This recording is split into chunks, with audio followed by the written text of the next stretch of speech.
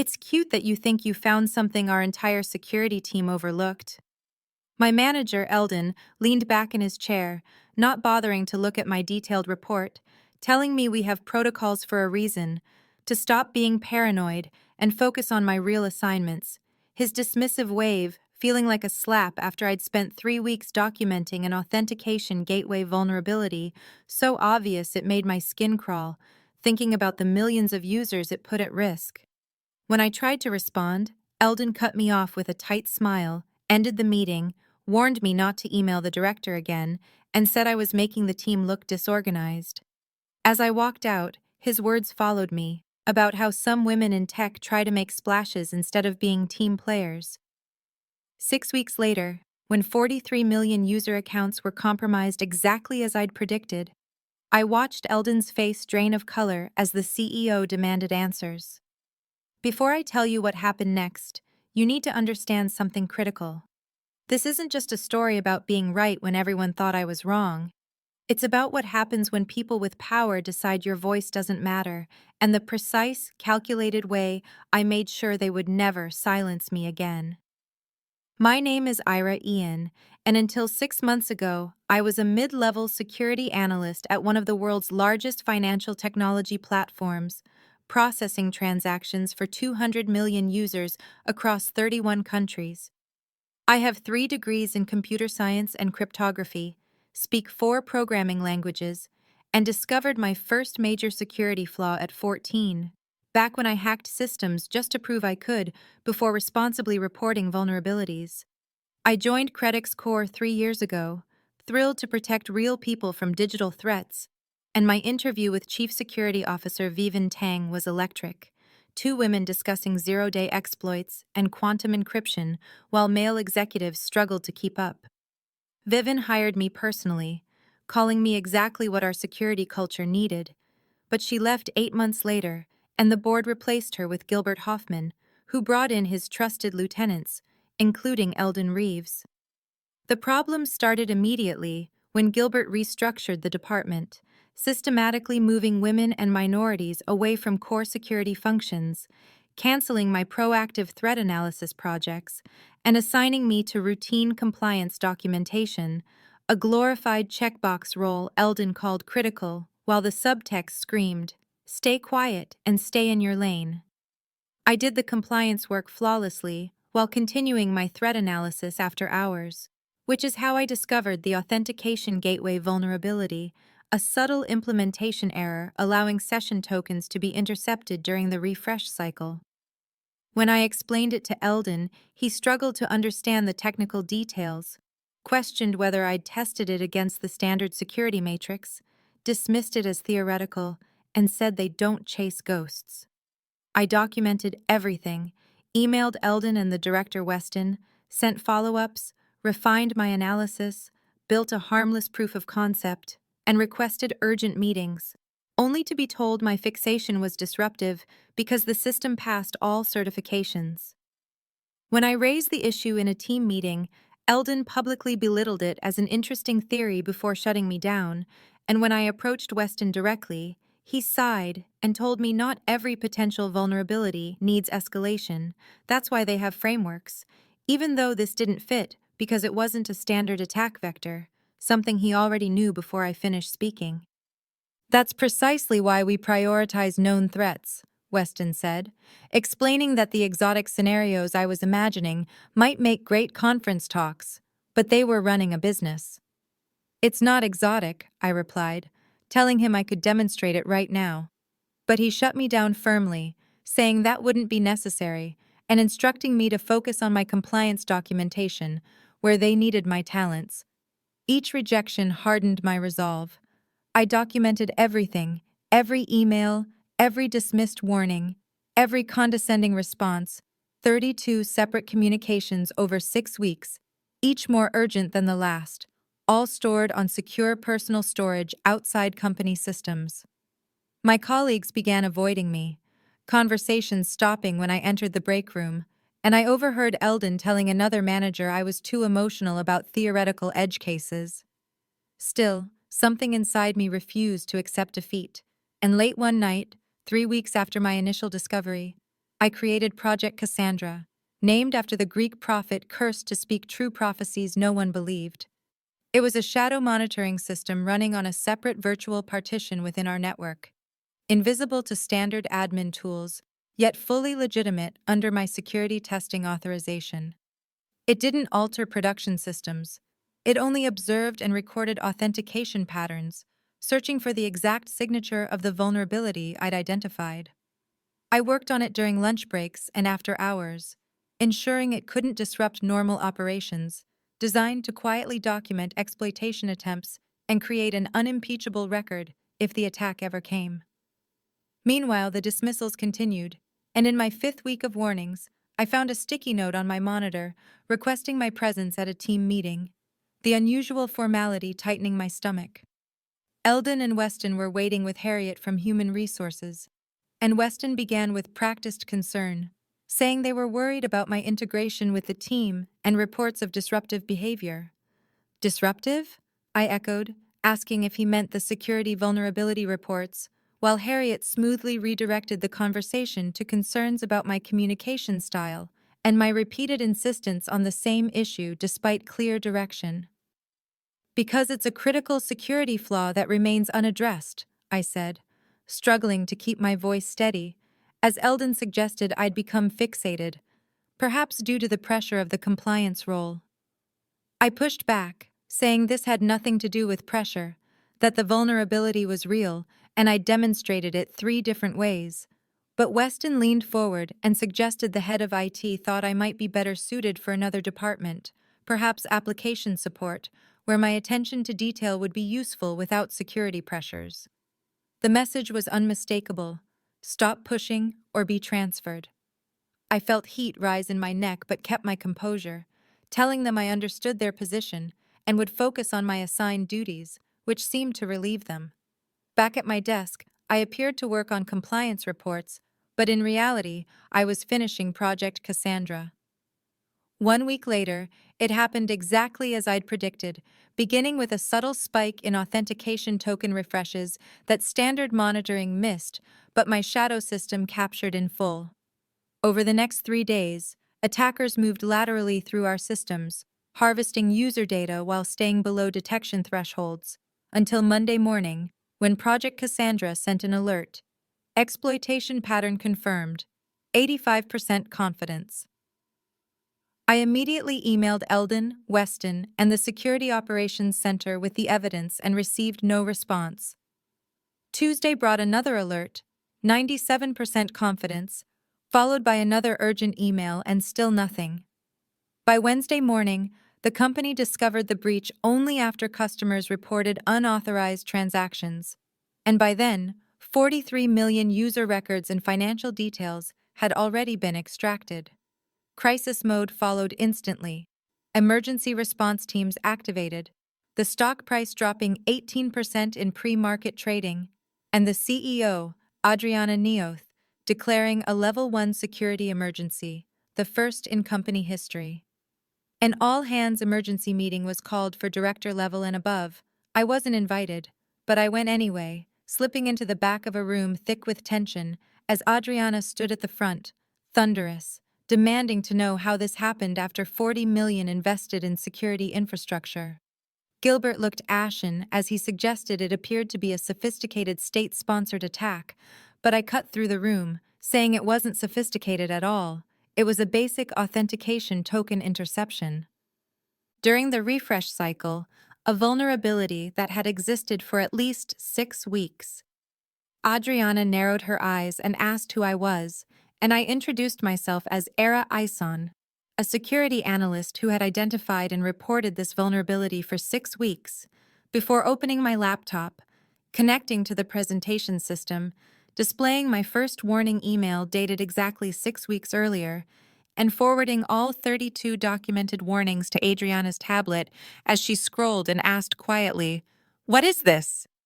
Every report, analysis, and warning I sent about this specific vulnerability had been either ignored or brushed aside. And if you're invested in this story of corporate betrayal so far, you'll want to stay until the end, because what happened next transformed not just my career, but the entire security landscape of the company. And trust me, the revenge I took wasn't about getting even, it was about creating a reckoning no one in that room would ever forget. Adriana's expression shifted from confusion to cold fury as she scrolled through my emails. Then she looked up sharply and asked, "Gilbert, Weston, Eldon, did you see these warnings?" Her voice dangerously calm. Eldon recovered first, insisting that the reports were reviewed and deemed speculative, that I had a history of raising theoretical concerns without sufficient evidence. But I cut him off, pulling up Project Cassandra on the screen and explaining that it was my shadow monitoring system tracking the exploitation of this so-called theoretical vulnerability in real time for the past 3 days. The visualization showed exactly how the attackers moved through our systems, every entry point, every lateral shift, every data extraction, and the evidence was undeniable. Gilbert tried to regain control by asking if I'd built the system without authorization, but I corrected him, explaining it was created under my assigned security testing authorization after my official reports were ignored, fully compliant with company policy, which I displayed with the relevant sections highlighted. Adriana sliced through the tension and asked if it could be stopped, and I answered confidently that I already had the solution prepared and could implement it immediately. "Do it," she ordered. Within 30 minutes, I was authorized to deploy my patch, moving to a security operations terminal, while every eye in the room followed me. My fingers flew as I explained the countermeasures I'd prepared weeks earlier, targeting the authentication token validation sequence, closing the millisecond gap during refresh cycles, and implementing parallel session detection. The room stayed silent, except for the soft rhythm of my keyboard, executives who had never noticed me now watching my every move. After 12 minutes, I announced the first phase complete, the vulnerability patched, and began implementing detection routines to identify compromised accounts. Adriana stepped closer and asked how bad the damage was, and I displayed the assessment on the main screen. 43.2 million user accounts compromised, financial data, personal information, transaction histories exposed, attackers maintaining access for approximately 76 hours. A collective groan swept the room, the CFO visibly shaken, but I continued, explaining I'd identified the exfiltration patterns, that the attackers were methodical, extracting data in specific batches through proxy servers, and that we could trace the flow and potentially recover some data before distribution. "Do it," Adriana commanded. For the next 4 hours, I led an emergency response that should have been handled by the very people who'd ignored my warnings. The boardroom transforming into a crisis center, with executives bringing me information instead of the reverse. Eldon tried repeatedly to insert himself, but his questions exposed how little he understood the systems he claimed to oversee. By midnight, the breach was contained, all compromised accounts identified, and required security notifications initiated. The damage was severe, but not catastrophic, not because of our security systems, but because Project Cassandra caught it early. As the team dispersed around 2 in the morning, Adriana pulled me aside, exhaustion clear in her voice, and said she needed to understand exactly what had happened. Not just the technical failure, but the organizational one, asking me to prepare a comprehensive briefing for the next morning with just her and the board. I agreed, and when Eldon tried to interject that he should be present as security manager, Adriana shut him down with an icy stare, telling him he'd have his opportunity to explain separately. I went home for 3 hours of restless sleep, then returned to prepare my presentation, choosing not PowerPoint slides or dense jargon, but a simple timeline, my discovery, every warning, every dismissal, and the final breach, letting the evidence speak for itself.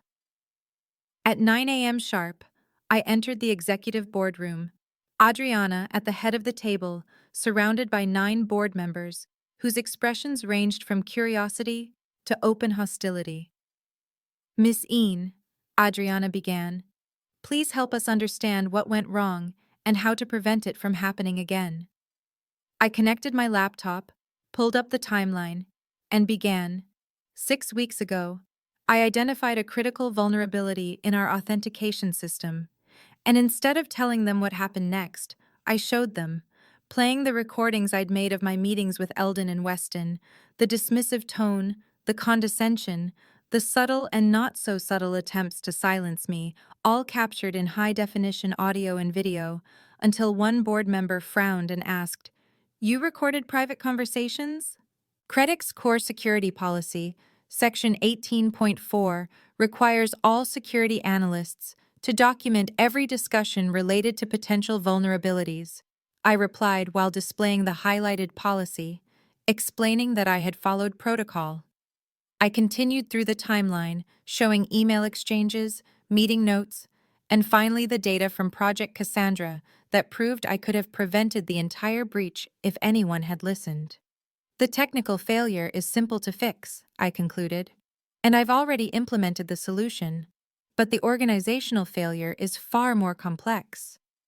What do you mean by organizational failure? Asked Benita, the longest-serving board member.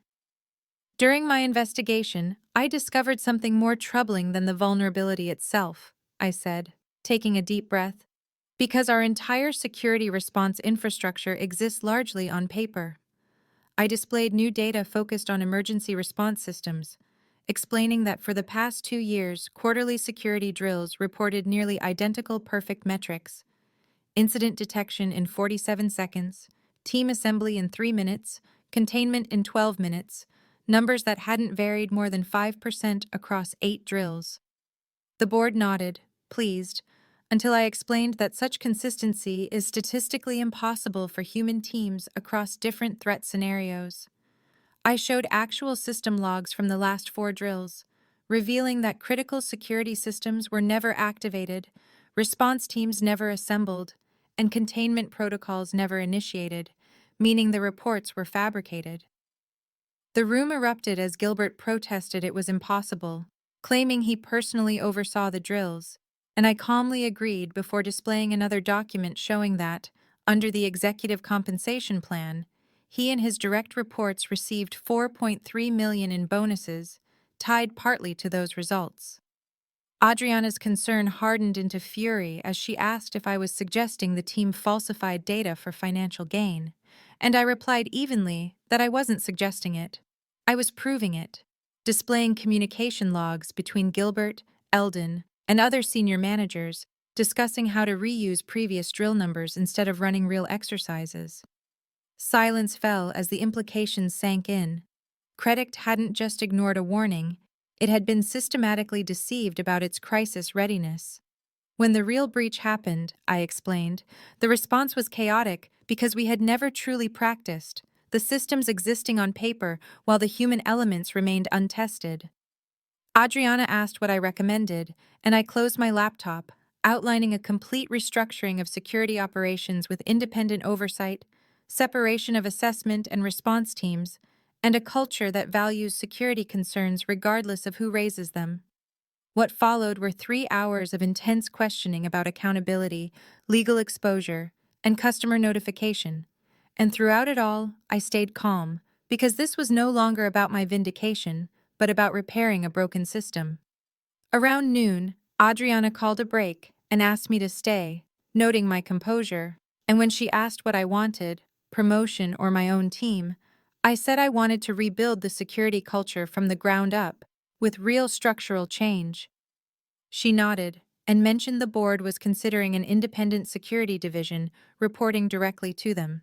And I agreed, only if it came with real authority and resources, which she promised. When the meeting reconvened, decisions were announced. Gilbert, Eldon, and Weston placed on administrative leave, an independent audit authorized, and a new security integrity division created, which Adriana asked me to lead effective immediately, an offer I accepted with a single nod. The following weeks were intense as PR teams managed fallout, regulators investigated, and stock prices fell, while I built a trusted team, rebuilt the security infrastructure, implemented real checks and balances, transparent reporting, and an anonymous disclosure program protecting whistleblowers. The transformation wasn't just technical but cultural, with every executive undergoing security training and a new security-first mindset taking hold.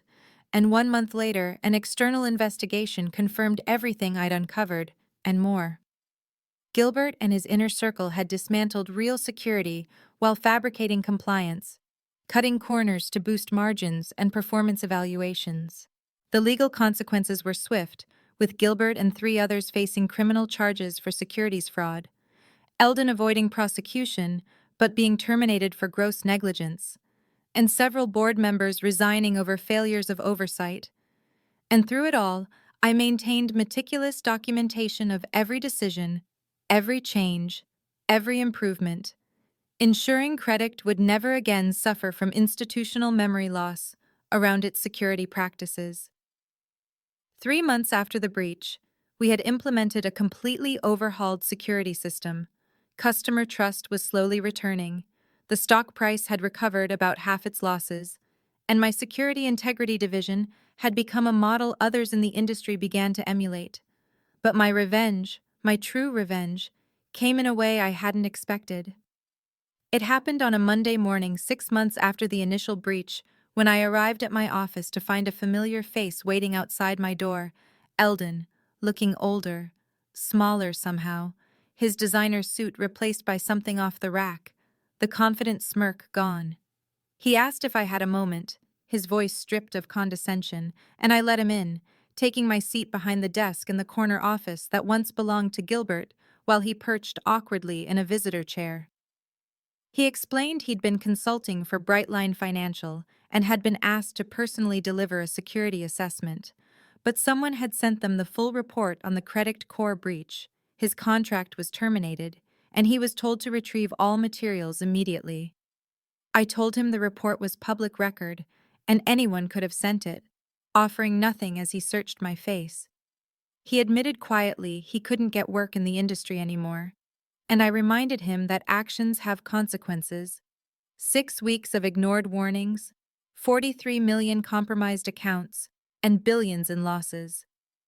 When he said he should have listened, I agreed. And when he asked for a job, any job, I told him we had an opening on a new compliance documentation team, entry level, reviewing protocols and ensuring procedures were documented.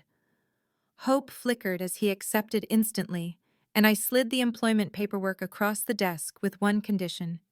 He would report directly to me, delivering a detailed compliance report every Monday morning, reviewed with the same attention he should have given my warnings.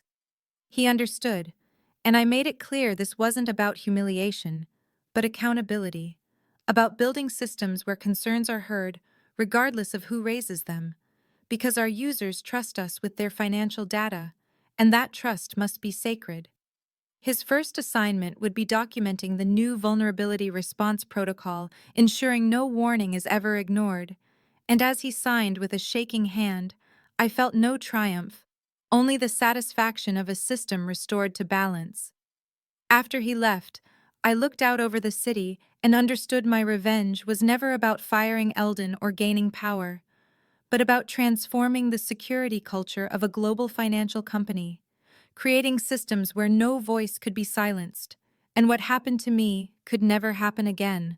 And every Monday since, Eldon delivers his report while I remind him that security isn't about fear or paranoia. It's about respect for users, systems, and every voice willing to speak up to protect them.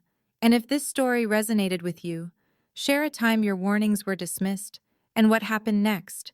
Because sometimes being called paranoid just means you see dangers others refuse to acknowledge.